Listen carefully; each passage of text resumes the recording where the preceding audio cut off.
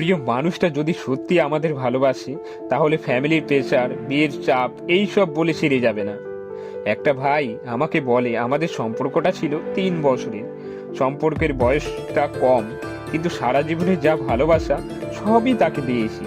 আমরা দুজনই একই ক্লাসের এবং একই স্যারের কাছে প্রাইভেট পড়তাম। একদিন ছুটির পর তাকে দেখে অন্যরকম একটা ফিলিং কাজ করে।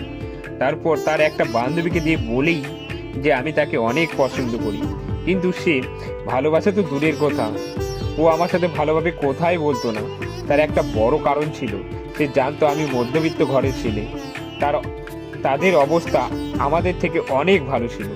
আমি যতবারই তাকে বলতাম ভালোবাসি, সে আমাকে অবহেলার পাত্র হিসেবে গ্রহণ করত। প্রায় 3 মাস পর আমার ভালোবাসা গ্রহণ করে, কিন্তু সে না আমার সাথে ভালোভাবে কথা বলতো না। এইসব দেখে আমার বন্ধুরা বলে সে আমাকে এখনো অবহেলা করে।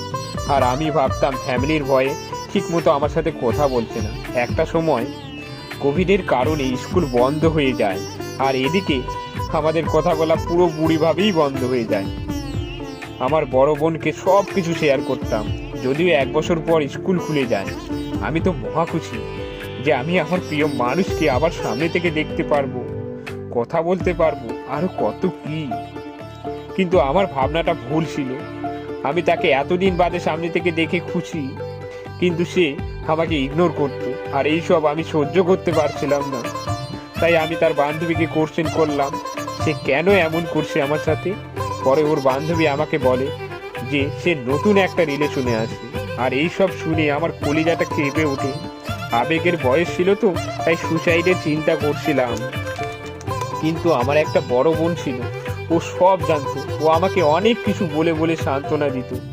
স্কুলে ওকে দেখলে মনটা ভিতরে ভিতরে পুড়ে যেত, আর ভাবতাম এত চিন্তা করে কি লাভ, এখন সে অন্য কারো হয়ে গেছে।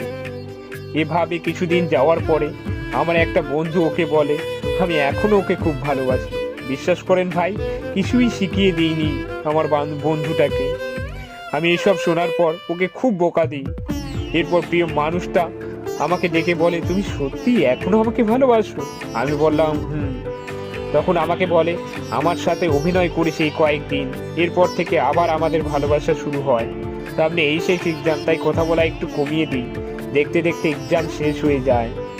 আমার একটু শারীরিক সমস্যা ছিল, তাই ডাক্তার বলেছে অপারেশন করতে হবে। মরা বাঁচা সবই উপরওয়ালার কাছে। যদিও ডাক্তার বলেছে বাঁচার চান্স 30% আর মৃত্যু 70%। কিভাবে এই কথাগুলো প্রিয় মানুষের কানে চলে গেল। এরপর থেকে সে আমার প্রতি আরো দুর্বল হয়ে যায়। আগের চেয়ে আরো বেশি ফোনে কথা বলতো। আমি কষ্টের মাঝেও খুশি থাকতাম ওর ব্যবহার দেখে। ওর সাথে ঘোরাঘুরি করতাম, ও আমাকে প্রচুর সময় দিত। এর জন্য আমার অসুস্থতা দ্বিগুণ বেড়ে যায়।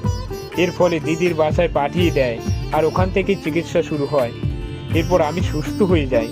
তারপর আবার আমাদের একসাথে দেখা, ঘোরা আর ভালোবাসা শুরু। আগের চেয়ে অনেক বেশি ভালোবাসি দুজনকে।